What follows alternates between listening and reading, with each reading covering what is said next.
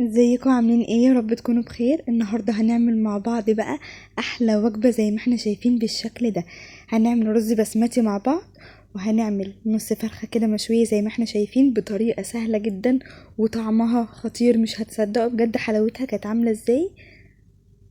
بصوا شكلها حلو قوي قوي قوي، والفراخ طريه وجوسي جدا، بجد كانت حلوه جدا. يبقى عملنا النهاردة مع بعض وجبة النص فرخة والرز البسمتي مع الطحينة ومع سلطة البطاطس المخللة. اتفقنا ان هنعمل اي اكل جاهز هنعمله في البيت مع بعض بطريقة وطعم احلى بكتير من الجاهز كمان. لو انت اول مرة تشوفيني، انا رحمة فراج ودي قناتي. ما تنسيش تعملي لي لايك وتشتركي في القناة وتفعلي زر الاشعارات عشان يوصلك اي جديد بنزله. الطريقة سهلة قوي، مش هتاخد منك اي وقت، وكمان الطعم حلو جدا جدا جدا جدا. تستاهل بجد انك تجربيها حتى لو في ربع فرخة كمان مش في نص. بجد ريحة البيت وانا بعمل الاكل ده اكنك قاعدة في مطعم مشويات بالظبط، ويمكن احلى كمان. جربيها مش هتندمي. ويلا بينا نشوف الطريقة والمقادير عاملين ازاي.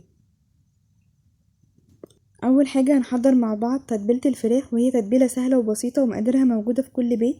معايا بصلاية ومعايا طماطماية ومعايا نص قرن من الفلفل الحامي بالشكل ده. هناخد المقادير دي ونضربها كويس قوي في الكبة مع بعض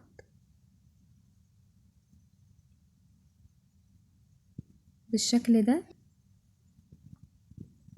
هنزل عليهم بمعلقة كبيرة من الصلصة،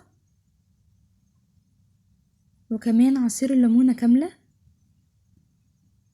والتوابل اللي معايا هنا ملح وبابريكا وكاري وزعتر وكزبرة وفلفل اسود ورشة بسيطة من القرفة. هكتب المقادير كلها في صندوق الوصف. معلقتين كبيرة من الخل، وهنقلب كل المقادير دي كلها مع بعض. وكمان اخر حاجة معلقتين كبار من الزيت. جبت معايا النص فرخة بعد ما غسلتها كويس اوي ونضفتها كويس اوي. هبدأ اتبلها كده حلو اوي مع بعض، وهندخل التتبيلة تحت الجلد وجوه كده اللحمة على قد ما نقدر. هنتبلها حلو قوي بالشكل ده، وهنسيبها مش اقل من ساعتين. ممكن كمان لو تقدري ممكن تتبليها من بالليل، بتدينا نتيجة افضل بكتير. بصوا هنا ده شكلها بعد ما سبتها ساعتين. هنكون مولعين الفرن على اعلى درجة حرارة، وهنحط صينية زي ما عملنا في الكفتة بالظبط. هنحط صينية وهنحط عليها شبكة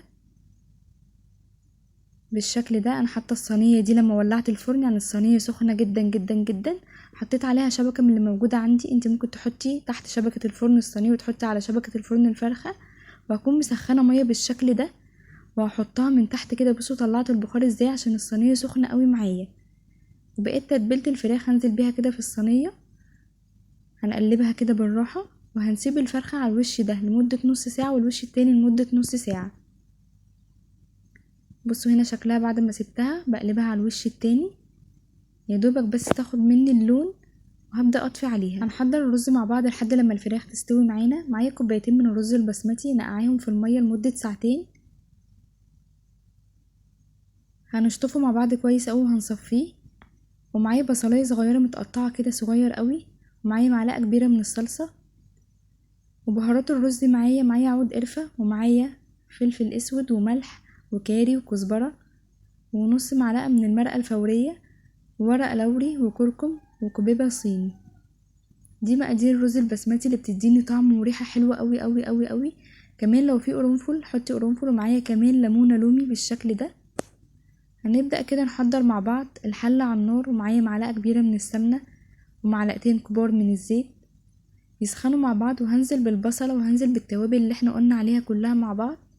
يدوبك بس ريحه التوابل تطلع مع البصل، مش عايزاها تتحمر ولا تاخد اي لون، بس الريحه تطلع بالشكل ده. وهبدا انزل بمعلقه الصلصه، وهنقلب كويس قوي مع بعض يا دوبك بس الريحة تطلع. وهنزل بالرز البسمتي على طول. مش عايزة البصلة تتحمر معايا خالص، بس ريحة التوابل تطلع لما تتحمص في السمنة والزيت. وهنقلب مع بعض كويس قوي بالشكل ده.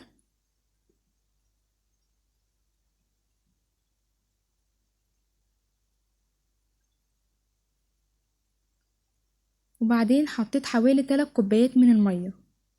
انا معايا كوبايتين من الرز، بياخدوا 4 كوبايات من المية، بس انا عشان نقعته شوية فهيستوي معايا بسرعة، فحطيت 3 كوبايات بس من المية. هنسيبه يستوي وهنروح نحضر مع بعض سلطة البطاطس المخللة. معايا بطاطس كده كنت مقطعاها مكعبات وسلقتها، بنخليها حوالي سلقة الا ربع كده بحيث ان هي ما تتسلقش سلقة كاملة وتتهري معايا وانا بقلبها، ناخد بالنا منها قوي. هبدأ انزل عليها بنص معلقة كده صغيرة من الثوم المفروم، وكمان معلقة كبيرة من الفلفل المتقطع كده صغير قوي، ومعلقة كبيرة من هريسة الشطة،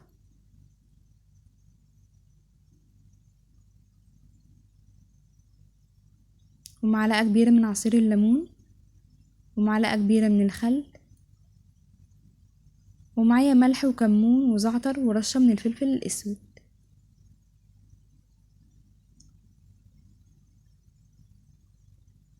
ومعلقتين كبار من البقدونس المتقطع،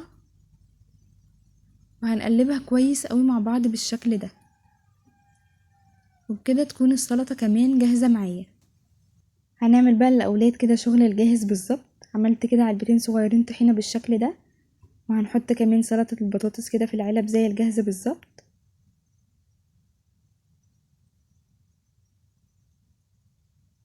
وكمان كان عندي العلبة اللي بيتحط فيها وجبة النص فرخة والرز. هنغرف الرز كده وهنشيل، لو لقينا عود القرفة او كبيبة صيني كده هنحاول نشيلها، ناخد بالنا منهم قوي في الاكل. هنغرف الرز بالشكل ده، وده شكل الفرخة بعد ما استوت معايا. بصوا بجد شكلها حلو قوي ازاي، ريحتها حلوة جدا كمان وطعمها حلو قوي قوي قوي قوي.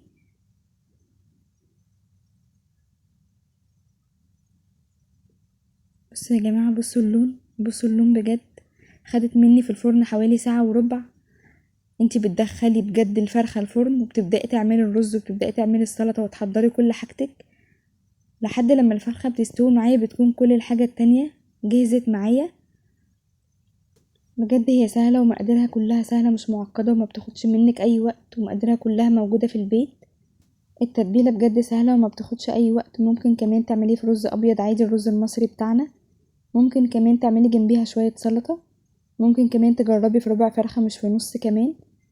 بجد جربيها، حلوة جدا جدا جدا وهتعجب الاولاد قوي، لكنهم بياكلوا بره بالظبط ويمكن احلى بجد من كتر ما الريحة كانت حلوة. افتكروا ان الاكل دوت جاهز، يعني ممكن كمان تخدعي الاولاد في الحتة دي وتعملهم اكنها اكل جاهز بالظبط. تجيب العلب دي بتتباع من بره عادي في اي محل مستلزمات ورقية، تجيب العلب دي وتعملي الاكل ده بالظبط وتقول لهم دي وجبة جاهزة، مش هيصدقوا ان هي في البيت ابدا ابدا ابدا. سلطة البطاطس كمان كان طعمها حلو قوي لذيذ قوي مع الاكل ده. وبكده احنا عملنا مع بعض احلى وجبة النص فرخة مع الرز مع السلطة بالشكل ده. تيجي نقطع كده واحدة مع بعض. بصوا بجد الفراخ طرية قوي ودايبة ازاي. بصوا التتبيلة بجد داخلة في كل حتة كده، في كل جزء من اجزاء الفراخ. بصوا كمان اللحمة دايبة ازاي، بجد كانت طعمها حلو قوي. تركة ان انتي تحطي مية كده تحت الفرخة وهي بتستوي بجد بتغير فيها قوي. بصوا بجد حلوة قوي ازاي، بتخلي الفراخ تطلع طرية جوسي من جوه او طرية جدا من جوه، ما بتفقدش العصارة بتاعتها. بصوا كمان التتبيلة داخلة جوه الفراخ ازاي، كانت طعمها بجد حلو جدا جدا جدا. جربيها وان شاء الله هتعجبك. ولو استفدتي من الفيديو والفيديو عجبك ما تنسيش تعملي لي لايك وتشتركي في القناة وتفعلي زر الاشعارات عشان يوصلك اي جديد بنزله.